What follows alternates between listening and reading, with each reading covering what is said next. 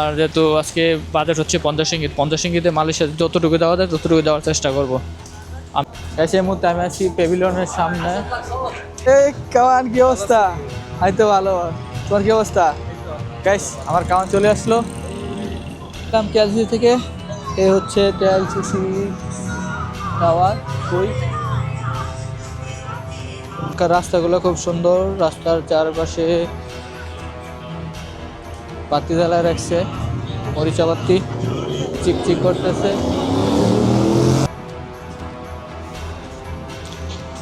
তো গাইস জায়গাটা খুবই সুন্দর, খুবই সুন্দর।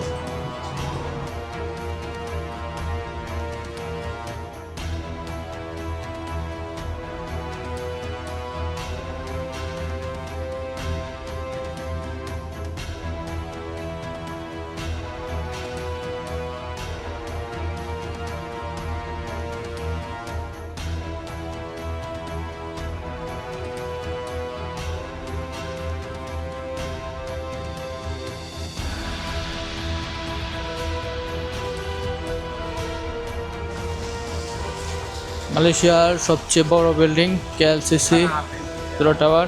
আপনারা অবশ্যই আসবেন, ঘুরতে আসবেন, দেখতে আসবেন।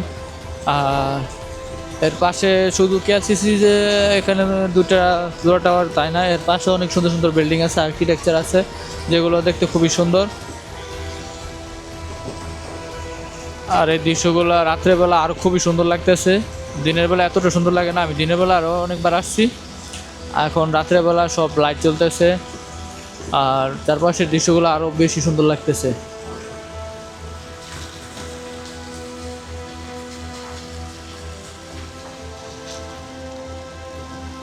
এই মুহূর্তে আমি যাচ্ছি কেএলসিসির অপোজিট প্রান্তে, আর অপোজিট প্রান্তে সুন্দর একটা বাগান আছে, সেই বাগানটা দেখবো আমি। এখান থেকে যদিও মোটামুটি ভালো দেখা যাইতেছে, তারপরেও ওই জায়গাটা আমার কাছে আমার খুবই ফেভারিট। ওই জায়গায় আমি আরও অনেকবার আসছি।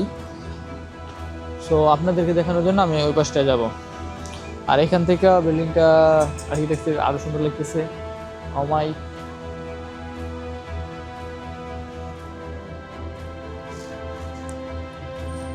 তো এখন যাবো ওই বাগানটার পাশে, বাগানটা খুবই সুন্দর, সেই বাগানটার পাশে যাইতে হবে।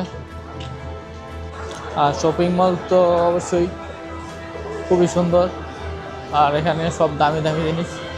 সো আমার কাছে কেনার মতো টাকা নাই, শুধুই ঘুরতে পারবো। এখানে একটু ঘুরে ঘুরে দেখি, কারণ এখানকার শপিং মলগুলা পুরো চিকচিক করতেছে, দেখার মতো।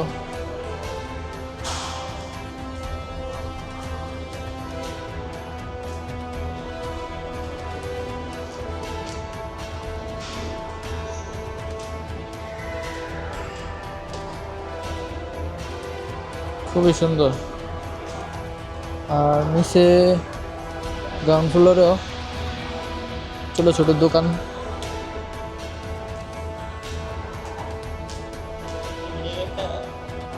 এই জায়গাটাও খুবই সুন্দর। এটা হচ্ছে কেএলসিসি শপিং মলের ভিতরে বাম সাইডের দৃশ্য। এখানে আবার একটা লিফটও আছে।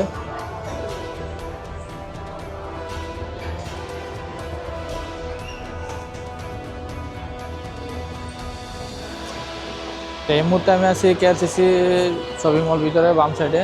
আর এখানকার দৃশ্যটাও খুব সুন্দর, দেখার মতো গর্জিয়াস। তো এখন আমাকে এখান থেকে বের হতে হবে, কারণ এটার ভিতরে ঘুরলে সারাদিনই ঘুরে সারা রাতি ঘুরে কাটাতে দেওয়া যাবে। সো আমি এখন যাব এখান থেকে বেরিয়ে বাইরে যাব, বাইরে থেকে আবার যাব অন্য কি গন্তব্যস্থানে। আমি মাত্র আমার খরচ হয়েছে কেলান থেকে কেল আসছি, সেখানে আমি বাস পাই নাই, যে কারণে আমার একটু খরচাটা একটু বেশি হয়ে গেছে। আমি গ্র্যাবে আসছি, গ্র্যাবে আসতে আমার খরচা হয়েছে 16 টাকা।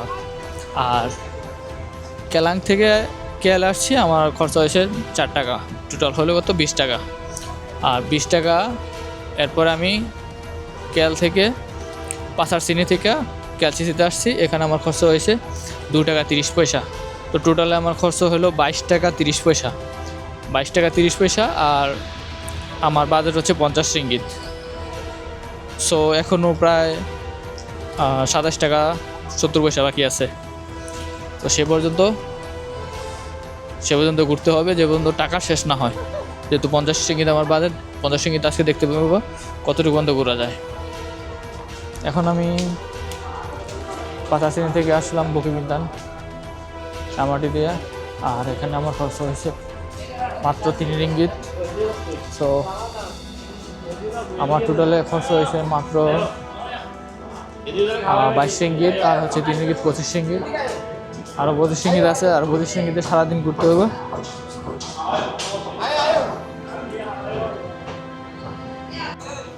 এই মুহূর্তে আমি আছি প্যাভিলিয়নের সামনে, আর প্যাভিলিয়নের সামনে জায়গাটা খুবই সুন্দর,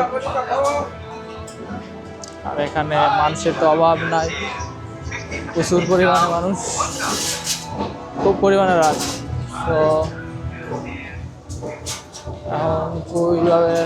এখন আমি রাস্তা বাড়িতে হবে।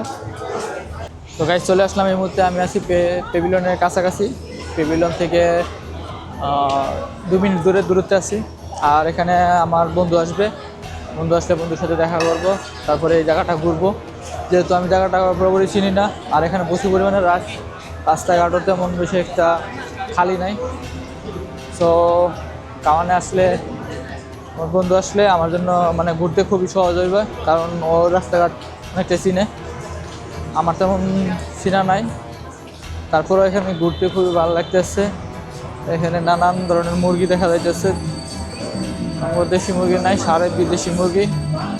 খুবই সুন্দর জায়গাটা, খুবই সুন্দর। আর মানে অসাম ভিউ আছে না, অসাম ভিউ। দেখেন জায়গাটা খুবই সুন্দর। আমার দেখা কয়েকটা ভিআইপি জায়গার মধ্যে এটা হচ্ছে একটা আমি যেমন মনে করছিলাম তার থেকে অনেক বেশি সুন্দর, খুবই সুন্দর। তো গাইস, see this one.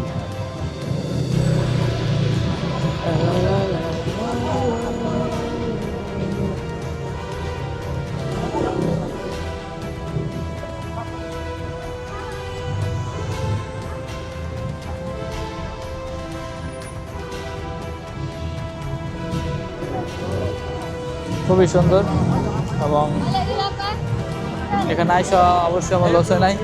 এই কামান কি অবস্থা? হয়তো ভালো, তোমার কি অবস্থা? গাইস আমার কামান চলে আসলো। তো আমাদেরকে আজকে রাস্তা পথ সবকিছু ওই আমাদের দিকে দেখাইবে।